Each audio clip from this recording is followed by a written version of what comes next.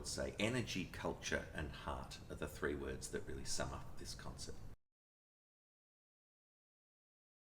G'day, Ben. G'day, Graham. How are you? I'm really well. How are you? I'm very well. Happy to be back in Christchurch. Isn't it fantastic? Another Masterworks, the first one of the year. I know. I'm looking forward to a big year ahead, but this is a great way to start. It's a great way to start. And look, I've got some very important questions to ask you. All right, let's go. You ready to go? I'm ready to go. Okay, palm card 1.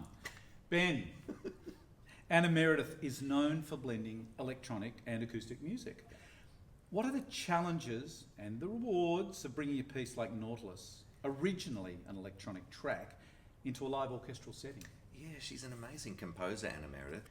She's, as you say, written a lot of electronic dance music, transcribing that for orchestra, because this exists in an electronic form first.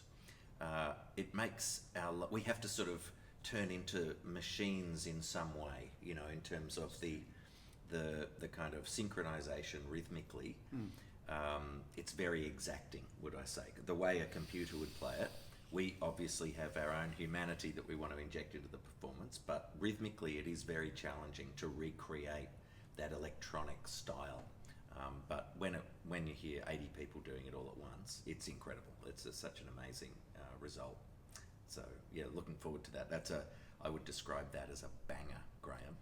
We love bangers orchestral here. banger. The Yes. CSO, we love bangers. Who doesn't? Who doesn't? Question number 2. All right. Papatūānuku, Yeah. a work by Salina and Jerome Kavanagh Poutama, features Jerome performing 19 different tonga pōro throughout. Yeah. What does this fusion of Māori traditional instruments and orchestral textures offer the audience? Well, from a purely sound point of view, it's a fascinating combination of cultures. So you've got the Western orchestral palette of sounds, which Salina has used really discreetly and carefully to give a lot of space for the solo instruments. But the unique colours of the tonga pōro, you know, that's really the discovery of this piece is hearing those in the hands of a virtuoso like Jerome.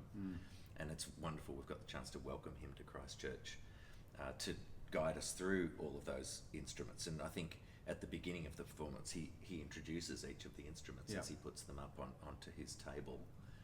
So it's a very reflective piece, very meditative, and you know, a powerful artistic work as well, I think.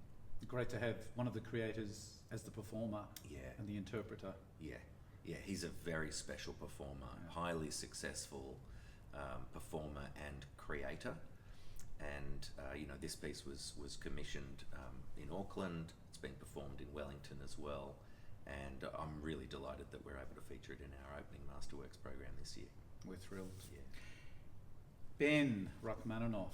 Yes. Second Symphony. It's a monumental work with emotional depth, of course. Yeah. What are some of the emotional or technical elements that make it such a beloved and powerful piece among both musicians and audiences? And how do you approach the challenge of interpreting it? Yeah, it's you know, the technical term, Graham, I'm sure you would agree, it's got killer tunes. Killer tunes. Killer tunes. That's how it's described in the business. Term. Yeah. He was just such a genius at writing melodies that everybody remembers. It's a vast scale. The piece goes for, you know, between 50 and 58 minutes, depending on the pacing. It's very romantic. It's very lush. My approach to it is to not over-exaggerate that aspect of it, to try and keep it on the austere kind of side. Work. I think just you can end up exaggerating if you're not careful, that overly romantic lyrical nature of the music. But it doesn't necessarily need that. It speaks for itself. So I'll be looking forward to you know, to treating it with a lot of energy and drive, and giving space to those big melodies when needed, without overdoing it. It is a challenge, actually. It's a challenge for a conductor to shape big killer tunes that everybody knows and loves like that. But honestly, the moments that are unforgettable in that symphony are always those sweeping melodies and the beautiful, lush, romantic harmonies that Rachmaninov uses.